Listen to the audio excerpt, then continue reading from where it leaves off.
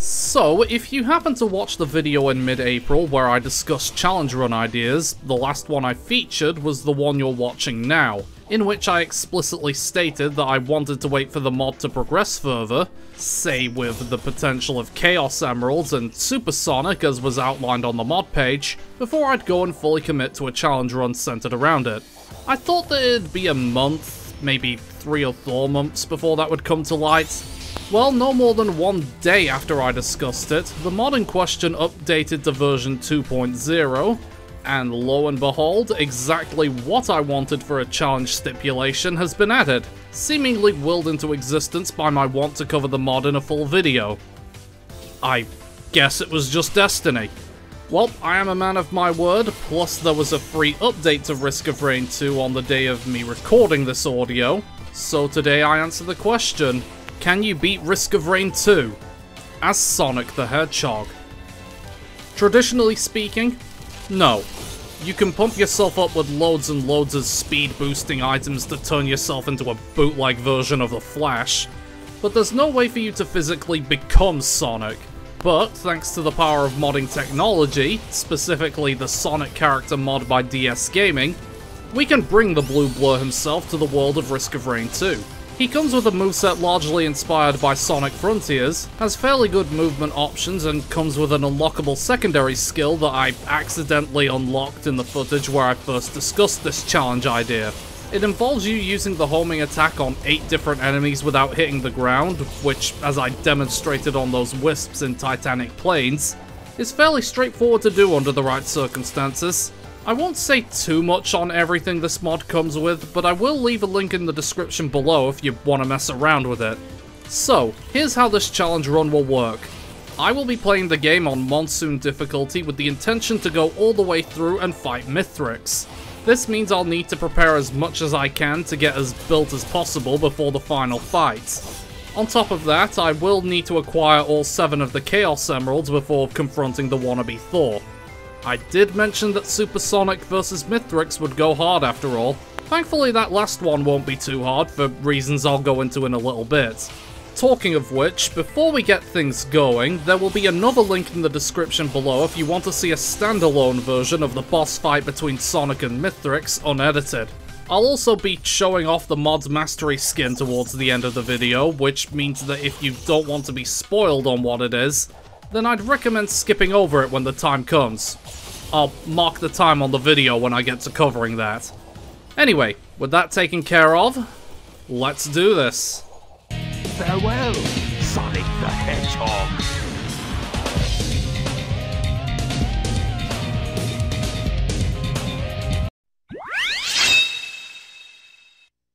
Having been shot out of the Ark by Dr. Eggman, Sonic's travel capsule has now crash-landed on some backwater planet, and we now need to traverse this strange new world to maybe find a way home.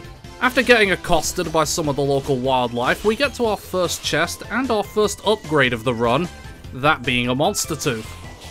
Generally an underwhelming item, but given my glass cannon nature and the fact that most of my work will be done up close and personal, this is a welcoming first item to get, basically acting as a free healing device. Sonic does possess momentum in his general movement, just FYI. He goes faster downhill and slower uphill. Makes sense. While that won't exactly mean much in the later stages of the run, the early stages will see me either jumping uphill a lot or utilizing the terrain to the fullest to compensate while I wait on movement items. Talking of which, we soon get access to our first of many, that being the Mocha. It is a decent boost to attack and movement speed, but like the caffeine-addled being I am, I want more. I also apologize for the combat not being so easy on the eyes, but given how much spike damage it can do, the homing attack is going to be my primary means of getting things done on a general scale, especially after grabbing this crowbar, which will help make it a damaging opening option. Speaking of damaging options, I got an incredibly lucky roll of the dice from this damage chest, as it grants me my first red item in the form of the unstable Tesla coil, which will allow me to periodically discharge electricity into all nearby enemies. Factor that into the damage modifiers such as crowbars, focus crystals, and lens maker glasses, and you can begin to see how that damage can snowball. I guess we can think of this upgrade as a substitute for the electrical powers that movie Sonic has. I understand that this is only the first stage of many, but even still, this early on, I'm quite strong. This power is no more apparent than the first boss fight against the Beetle Queen. The Tesla Coil's ability to deal with the mobs of enemies surrounding her, combined with a few Grand Slams, absolutely tears her apart. Our reward for this victory is the Chiaro's Band, allowing our high damage bursts to spawn fire tornadoes. Maybe this was where Silver got the idea that Sonic was the Iblis trigger. Seeing as how I'm not going to be losing this teleporter event, let's cut ahead to the side objective of this challenge. What about the Chaos Emeralds? The Chaos Emeralds can be bought in each stage for the same price as a large chest each. Up to 3 can spawn in one level, depending on how far along into collecting the things you are, and getting all 7 will allow you to gain access to Super Sonic at the push of a button. After collecting the first 3, I see that I've got a first stage blue portal, and I decided to go ahead and see what the Bazaar Between Time has to offer me. I decide to buy a Gesture of the Drown for later, as it's one of the more useful lunar items if I'm being honest, but sadly the red item in the Bazaar is not one that I'm willing to fork over items for. No matter, I instead take what I have into one of many potential sidetracks that the game can give you, as I decided to give the Void Fields a shot as Sonic. Considering that most if not all of my practice runs have collapsed in this place alone, no matter how stocked up on items I am going in, this is something that can very easily backfire on me. The first round has me dealing with Stone Titans. They're slow, stupid, and predictable, so they're not that big an issue, letting me grab a free pair of Lensmaker glasses. The second round, however, is where the whole getting built via Void Field plan quickly falls to pieces. I notice on the right that they've been granted 5 crowbars. Given that I'll be spending pretty much all of my time inside each cell vent at max health, this basically means that they will effectively one-shot me if they so much as land a single hit. In fact, that's pretty much how it'll go if they get any upgrades that even slightly boost their damage potential. I know it's said that one-shot prevention is a mechanic in Risk of Rain 2, but any player of this game that knows their salt knows that this is in fact a practical myth. I do manage to finish the second wave for what it's worth, and I decide to forego a goat hoof for a sticky bomb for some reason. Usually I'd consider bailing out of the Void Fields early to be cowardly, but seeing the already powerful Stone Titans get 5 crowbars on top of any other enemy that had happened to join them from wave 3 onwards, and the additional modifiers from every other wave, sort of made my mind up for me. It sucks to miss out on a guaranteed red item, but I just have to live and learn from all of those failed practice runs. The only consolation prizes I get from the ordeal are a steak and a leeching seed. With my tiny little tail between my legs, I simply take the portal and leave. The game decided to deposit me in the Aphelion Sanctuary next, and right in the center of a fairly bountiful harvest to boot. The shuriken that I get first is not that great, however, and will be scrapped at the first chance I get. But I do appreciate the fact that the first punch animation makes it seem like Sonic's actually throwing the shuriken. Sadly, we are no SPO, so this won't be sticking around in the long term. Luckily, the game makes up for the mediocre rolls with a Runald's Band, meaning Sonic can now wield the power of fire and ice, with slightly less mediocrity. After a fair amount of time where things were eerily quiet as nothing was spawning for some reason, I land a lucky Lensmaker from one of the Shrines of Chance in a nearby multi-shop terminal. I also pick up some gasoline, as one of Sonic's bigger weaknesses with this mod is that he struggles to take down groups. So anything to help with that is welcoming. Remember how I mentioned a few paragraphs ago about how the Void Field plan to get a red item was a bust? Well, the game seemed to want to give straight after taking away, as after 2 failed attempts early on, this Shrine of Chance granted me a stun grenade, which is okay. But after I went on an excursion that got me an infusion and a tri-tip dagger, I landed an insanely lucky roll again. This time it grants me the Headset V2. If I were to compare this item to anything else, you know the bounce bracelet from Sonic Adventure 2? Well, combine that with the stomp that Sonic has had for the past few modern games, then have the result of that fusion on crack, and you'll have a rough idea of what this thing can be capable of. Not only does the game grant me such an incredible movement booster, it also grants me a Void Cradle containing the Weeping Fungus. This bustling fungus remix may be situational at the best of times, but considering that I'm playing a character whose entire shtick is about going fast, this may well be one of the greatest items to ever grace my build. It only heals me for a pitiful 5 health per tick right now, but let's not act like I can't make that number bigger. Feeling confident with this newfound burst of power, I sprint on over to the teleporter to get started on the second boss that's thrown at me, which just so happens to be a pair of clay dune striders. This is a boss where the mobs that surround the thing are probably just as big a threat as the boss itself, if not even bigger. For some reason, after performing an attack on one of the two sucky balls, my boost jump absolutely flung me into the sky, giving me the opportunity to showcase the power of the headset's unique ability. It doesn't kill them, but for what it's worth, it comes pretty damn close. And one more Chiaro-infused Grand Slam is enough to finish them both off. The predatory instincts I get from it will come in handy anytime Sonic lands a crit, which if we get some attack speed on our side will happen quite frequently. Having found the damn 4th, 5th and 6th Chaos Emeralds as well as another Ruinald Band, I head through the teleporter into Zone 3. Rally Point Delta is where I got sent to next, and I can tell that the game is trying to work overtime to stop my good-looking run as they kept sending out Rouge's ugly extended family in the form of the Blind Pests. Enemies from the Survivor of the Void expansion that continue to keep taking me by surprise, as even to this day, I still fail to understand why they do as much damage as they do. Not gonna lie, if it weren't for the unstable Tesla coil, I'd probably be struggling to deal with them. It's also worth mentioning that Sonic's pure movement combined with the headset tends to lead to moments like this, where I fling myself into a position that I'd no doubt get a red star ring at if this was an actual Sonic game. I'm probably gonna regret opening this can of worms, but is a Sonic roguelike something that sounds like a good idea, especially given how Risk of Rain 2 melds with Sonic? Feel free to voice your opinion on the matter in the comments. I get a rapid-fire Delicate Watch into a Harvester's Scythe, which will not only up my damage potential, but also allow me to sustain myself with crits, provided I roll them frequently. Even better still, I finally found myself a Scrapper and could get rid of my Shuriken. With my attacks no longer tripping over themselves, I could work on activating the teleporter. The boss fight in this one definitely felt like a prime Sonic moment, as I used that aforementioned speed headset tech to launch myself into the air off a nearby rock, before using the power of the Super Stomp bracelet to one-shot the Magma Worm with a 15,000 damage crit. That is just the sheer potential at my fingertips. Plus, it gives me a Wax Quail, putting me up to 2 of those, and they are just good for general movement. Once I was able to get through the rest of the teleporter event, I happened to get a second blue portal. While I can't get a mulligan on the void fields, I can at the very least see what the weird lizard dude of the primordial soup has to offer me. The answer?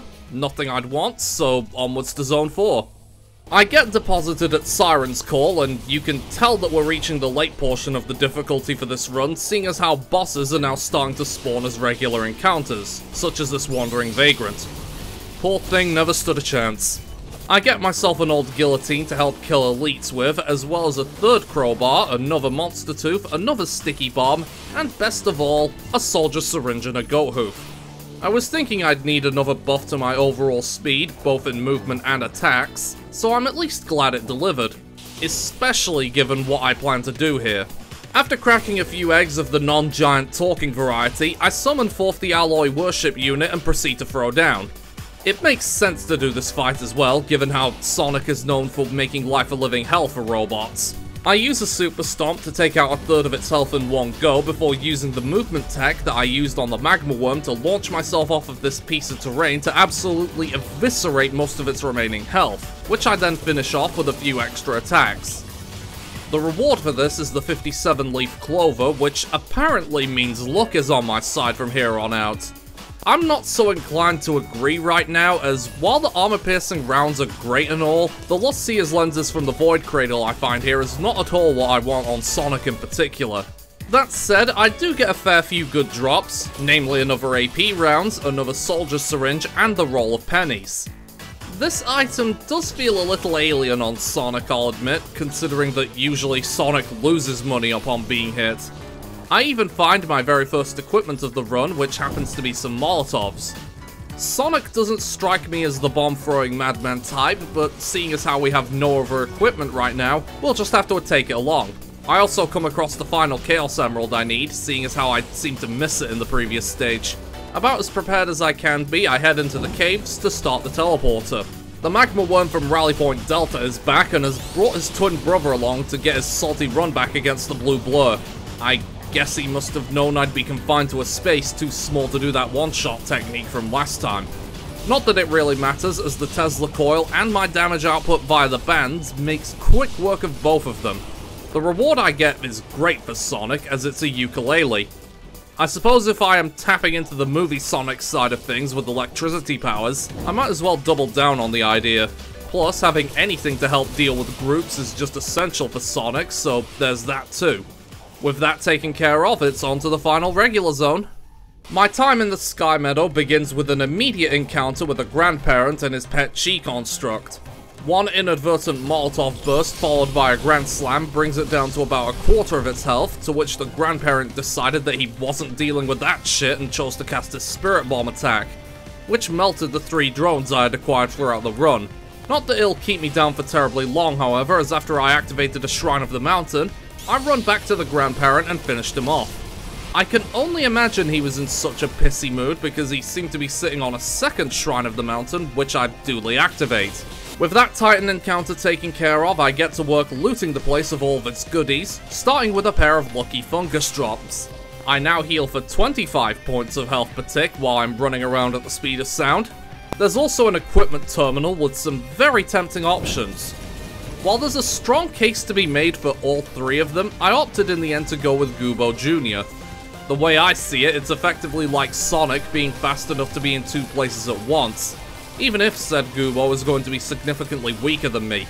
During my scrounging around for more items, I had a mushroom completely nullify my meteor drop technique, and I just bounced off his shell without even hitting him. Wasn't sure how best to fit that into the script, but there we go. Things get wilder still. Not only do I find a Topaz Brooch, which will help sustain me during combat encounters, but I also get another red item drop. Granted, it's another Clover. I'm not complaining, mind you, it's just not what I expected. Since I've been holding onto a green scrap for the longest time, I decided to make use of a nearby 3D printer to give myself an ignition tank. That way, when I kill an enemy and invoke the gasoline effect, as well as when the Chiaro band procs, they will both be significantly stronger. I then get a good burst of supplies towards the end as I find an energy drink to boost my sprinting speed even more, a power elixir as a safety net, and another ignition tank in a multi-shop terminal. I then get a good Shrine of Chance as I get myself more armor-piercing rounds and a Berserker's Pauldron. I think Goobo or my turrets caused some off-screen carnage while I wasn't looking, as a Luna coin was just sitting out in the open, and sure as hell I didn't do anything about that. With one more goat hoof in my possession, I made my way to the Primordial Teleporter to begin the challenge of the Mountain, and I'm greeted by what I believe is 3 She constructs, the boss version being the overloading variety.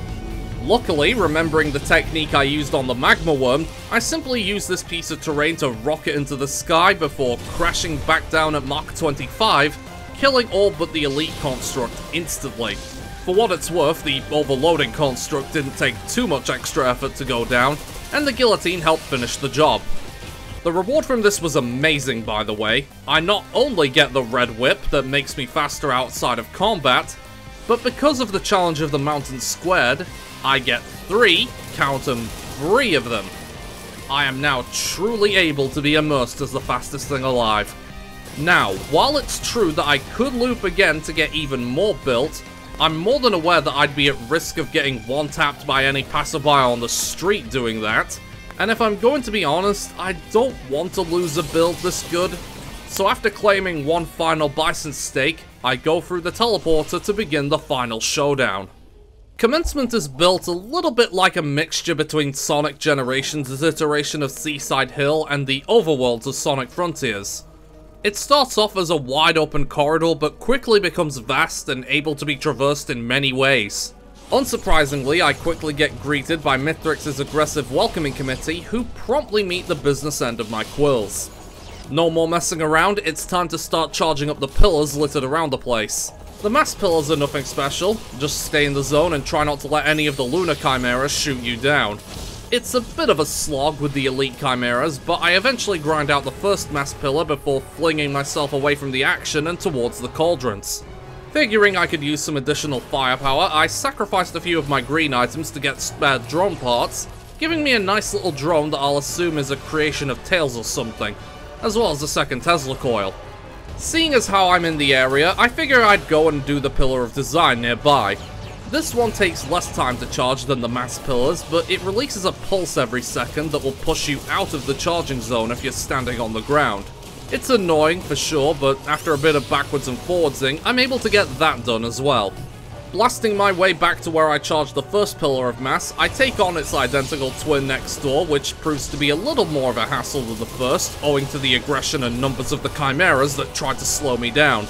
But I am eventually able to grind it out, leaving one final pillar to charge before the final boss. Looking through the area with the lunar pods didn't yield results, aside from a rusted lockbox that gave me another harvester's scythe, but I found what I was after in this arena-looking portion of the map. The Pillar of Blood is the fastest to charge, but it requires the player's life essence to charge it. This would be an issue for me if not for the fact that my Weeping Fungus and the Harvester's Scythes were able to keep me topped off and not be in danger of running low on health. With the pillars charged, I blast my way back through commencement with Sonic speed and hopped on board the biggest bounce pad of Sonic's career to ascend to the heavens and the ruinous final arena. So, now is the part I've been building up to all this time, which is Sonic vs Mithrix. Considering the format I'm saddled with, the best way to deal with Mithrix is, funnily enough, to treat him like an old-school Sonic boss fight. Run around the arena, let him do his flashy movements until he whiffs an attack and leaves himself wide open, then lay off a powerful attack on him, and then rinse and repeat. In fact, I'm pretty sure that can be the case for every Risk of Rain 2 boss you can face as Sonic, but it's so much more apparent with Mithrix for some reason. Given my sheer speed and power, Mithrix struggles to be much of a threat, and he even signs his own death warrant as he has the audacity to call Sonic the Hedgehog slow. That's rich, coming from someone who is so badly outpaced that he can only manage to land a single hit on me throughout the entire battle. Having showcased the real superpower of teamwork with my Goobo Sonic and Colonel Droneman, Mithrix goes, oh shit, he's clearly stronger than I thought, and promptly bails to charge up his fake Mjolnir. Phase 2 is not much of a hassle, it's just a bunch of different Luma Chimeras. Considering I've been able to hold my own against and bring down each of these types of constructs to get up here in the first place, they were never going to slow me down for too long. Mithrix comes back down for Phase 3 and it's more of the same like in Phase 1. Despite how intimidating it feels, he's really no harder than last time. The only real difference is some new attacks and the fact that the Lunar Chimeras will drop in to assist him. The sole hit in the fight comes here, as I was convinced that I could Grand Slam Mithrix during this attack and be able to tank through it with the armor my move grants. It's, not exactly true. If it weren't for the power elixir I picked up in Sky Meadows, then that probably would have ended the run on the spot. With just under half of his health remaining, I took this as the sign to get serious, and busted out the Chaos Emeralds, becoming supersonic and fully turning the tide in my favor. Being completely invincible, Mithrix cannot hope to compete with me as I beat the ever-living crap out of him before bringing him to his final desperation attack phase. Better still, because activating Supersonic in the first place consumes the Chaos Emeralds in my inventory, Mithrix can't steal them off me, meaning he's completely powerless to stop me from beating the crap out of him to get my items back. Granted, I'm not able to finish the fight as Supersonic, which is a bit of a shame really, but by this point I've stolen enough of my hard-fought items back that a flurry of wind kicks followed by one final Grand Slam is enough to put an end to the King of Nothing. I even run rings around him as he dies to utterly disrespect him. Now that Mithrix has been shown who's boss, all that remains is the final escape from the moon of Petrica 5. I'm more than capable of running back there and avoiding the death lines from the moon's impending Cataclysm event, meaning it's just a case of holding the line one final time as the rescue ship prepares for takeoff. While this is happening, I'm assaulted by an army of Void Reavers and the occasional baby Lunar Chimera that just seems to be milling around. Simply put, if I'm able to deal with the literal ruler of this moon, I think I'm more than capable of holding off some Void monsters, running around and grand slamming any that get too close to hold the line with ease. With the final defense event over, I boarded the rescue ship, glitched out the ending cutscene, finishing the game and proving that yes, you can indeed beat Risk of Rain 2 as Sonic the Hedgehog. That said, something strange happened that kind of takes the shine off of the victory. So now that we've made it to this point, this is the part where I need to peel back the curtain. In addition to the game not allowing me to see the results screen and then crashing when I tried to brute force my way through, the game, or the mod, it's kinda hard to tell which it is, didn't seem to track the fact that I beat the game on Monsoon as Sonic in any way. I tried beating Mithrix again on an artifact run, that didn't work. I tried obliterating myself via Obelisk, that didn't work. I even grinded in an artifact-laden run to completely ruin the Voidling's Day-Night as what is essentially Archie Sonic and completed the game that way, but again, nothing. In case you're curious, the crazy high amount of Lunar coins in the top left is not a result of anything nefarious on my end. For whatever reason, each botched completion as Sonic also seemed to add tens of thousands of Lunar coins into my inventory each time, and I have no clue why that is or how it connects to the completion not being tracked. If any Risk of Rain 2 aficionados have any idea what's going on here, especially on the modding side of things, please let me know. I'm definitely curious. After toggling my active mods just in case something was interfering and trying multiple runs to get it to proc, I eventually gave up and decided to use the config settings to activate this mastery skin that way. I don't know what exactly I was expecting as Sonic's mastery skin, but I was definitely caught by some sense of surprise to see Metal Sonic greeting my screen. I suppose in a way it does make sense, although seeing him running around instead of hovering off of the floor is pretty cursed. He also doesn't turn into Neo Metal Sonic from Sonic Heroes upon going Super, rather he just turns into Metal Sonic Gold Edition, which means he'd just be sold as a re-release of the original for an extra $20 or something. It looks cool though, I won't lie. I obviously don't want to end the video on a sour note, so after guessing which mods were seemingly interfering with the ending cutscene, I grinded one more artifact-laden run and went up to Mithrix one last time to absolutely bully him. Much like the legitimate run, he was never, ever going to stop me, and I even got to stay as Super Sonic throughout the entirety of the final phase in a cinematically pleasing moment as I pummeled his triangular skull into dust. I then spent the rest of the Supersonic timer flying to the rescue ship in record time and closing out the run with the defense event. With the build optimized on this run to be as powerful as possible on this character, I was never really in a position to lose. With that, I got on board the rescue ship once again and actually got to see the ending cutscene play out this time, so I have something to back up the footage to say, artifacts or no artifacts, yes, you can indeed beat Risk of Rain 2 as Sonic the Hedgehog. I don't think I've ever played this game with mods prior to testing the Sonic mod, but simply put, it breathed so much new life into the game that it honestly felt like a brand new experience altogether, and I couldn't be happier. I just really love the fact that not only do I get to show off a really good character mod for a game I really enjoy, but I also get to bring Risk of Rain 2 back to the channel for the first time in about 2 years.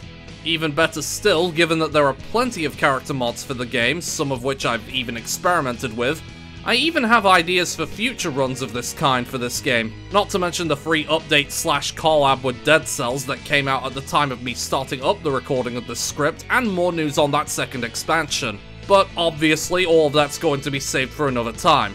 So, until that another time comes, that's the end of this video. Throw us a like if you enjoyed, subscribe for more, and feel free to leave any suggestions for future challenge runs in the comments below.